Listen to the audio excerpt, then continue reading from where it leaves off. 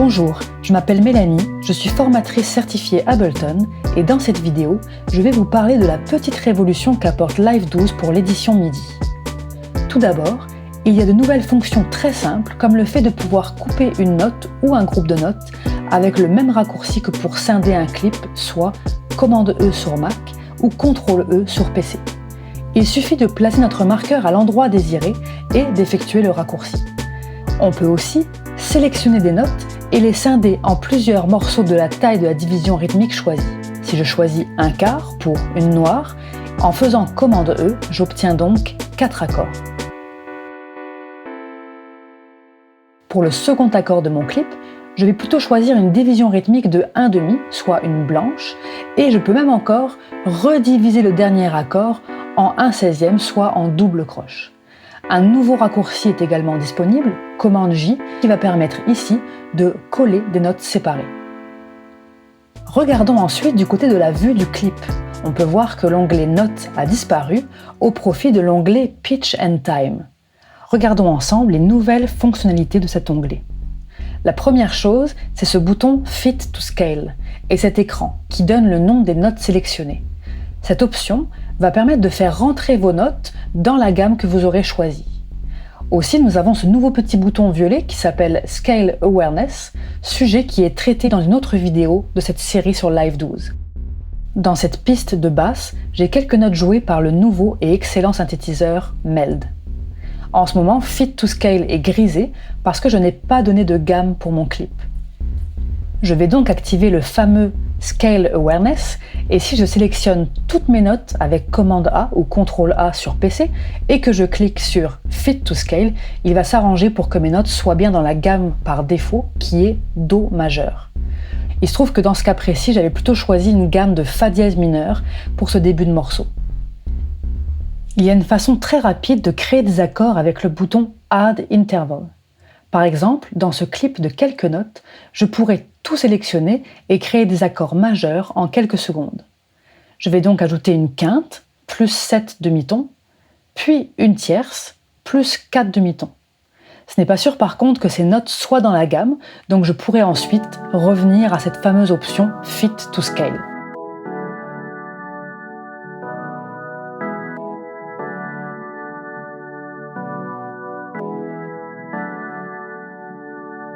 Ensuite, il existe maintenant un bouton qui va fixer la longueur des notes sélectionnées. Je pourrais par exemple prendre ces deux notes-ci et décider qu'elles durent maintenant une double croche au lieu d'une blanche.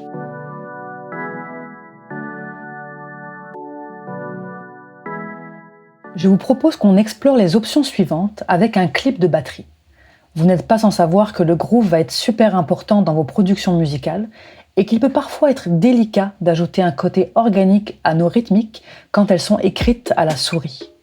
La nouvelle option Humanize devrait nous aider à ajouter, comme son nom l'indique, un côté humain au jeu robotique d'un pattern rythmique où tous les éléments se trouvent sur la grille.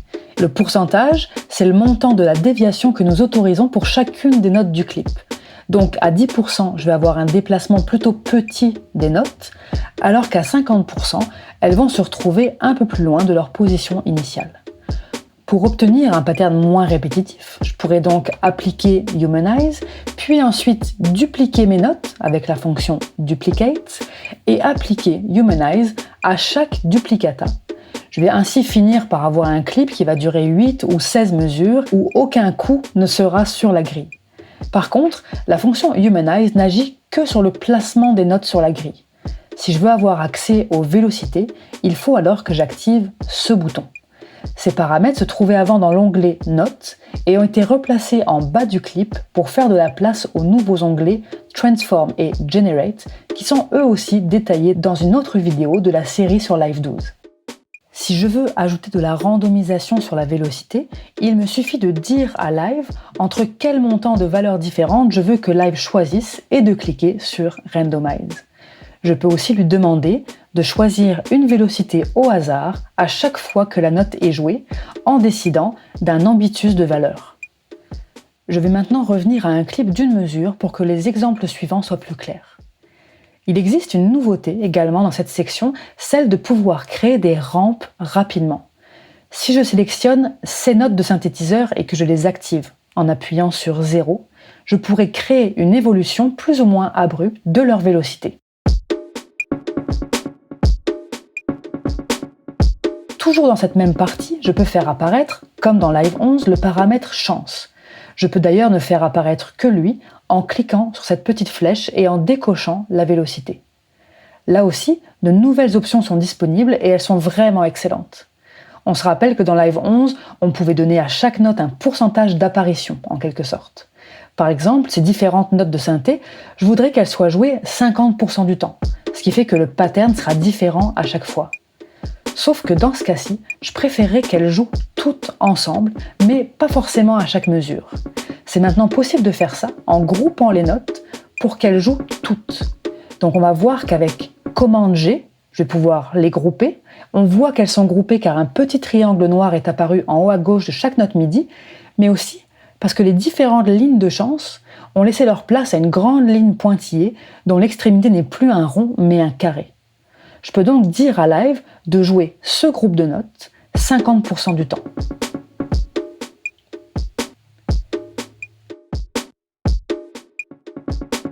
La seconde option super intéressante, c'est la possibilité de grouper les notes pour que Live n'en joue qu'une seule.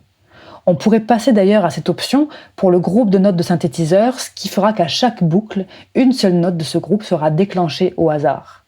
Ce sera super pour donner une petite touche un peu naturelle et pour que le clip soit toujours différent.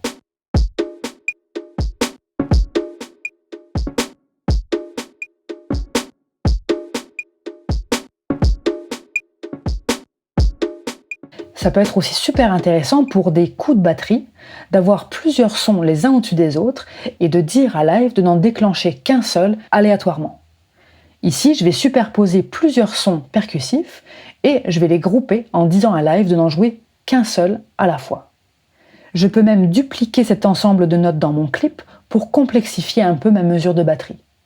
Ainsi, mon clip, qui ne dure qu'1 minute, contient maintenant de multiples variations, ce qui le rend beaucoup moins ennuyeux et plus naturel.